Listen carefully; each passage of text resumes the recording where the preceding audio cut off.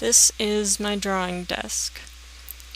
It's the one that I've had for quite some time. In fact, I believe that the very first novel I ever wrote was written on this. You can see it needs a lot of work. There's a lot of rust. There's a whole bunch of peeling paint all over this thing. And so I'm going to sand it. Don't worry, I won't make you watch the entire process. We're going to do a time lapse. Goggles, face mask, gloves.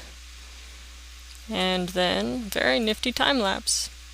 The clouds are far more interesting than what I'm actually doing in it, though. So an update on art this week. I have done very little of it. I got some more Note and Talk pages done, thankfully. I started working again on the commission comic page that I have, so I have rough sketch pencils of that. So I'm happy about that part. I have not touched the kids' book, and I really need to do that. And I know there's one more thing I was supposed to do. Oh, pitch the novel at agents. I did not do that this week somehow. I managed to utterly fail to pitch the novel at anyone.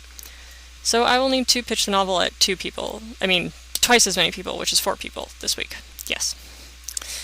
And just rambling now. And this is the part where my feet started falling asleep from kneeling down so much. Because sanding things is not that easy. There's actually a date underneath this desk that says 1954, which made me realize that I was covered in lead paint after doing all of this. That's not a fun realization, really. Time elapsed, 40 minutes. Just sand it by hand, I said. It'll be real quick, I said. Can't be so hard, right? Jeez. This is a point where I started having doubts about this plan. But I continued sanding by hand, and figured I'd just get all of the easy parts and the stuff that looked like it would fall off.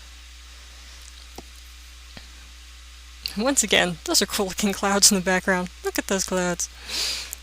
And then this was the point where I went, you know what, this is just not gonna fly.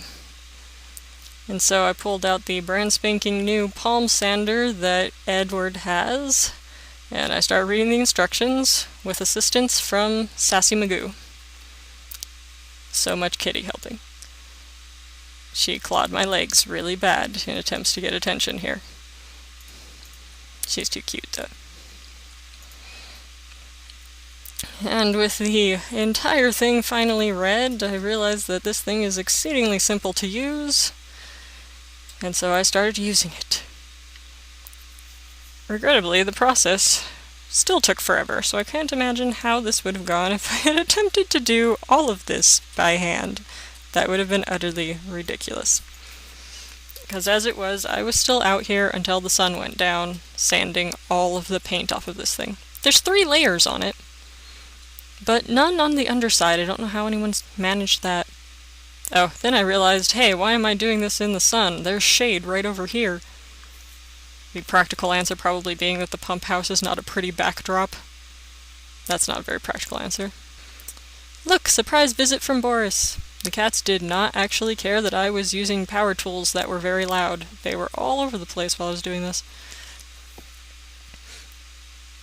And from here, the video kind of just winds down with me doing the same thing in a much more productive way. But the camera battery died before I even got this thing flipped over on its top to do all the undersides. And I didn't notice until way later. So this is a very brief overview of the process of sanding my art desk. And let's see, for next week, I'm going to tackle those pictures for the book, and I'm going to try to finish that commission piece. I also have a 24-hour art day planned, though, so we'll see what I have by next week. Alright, see you guys.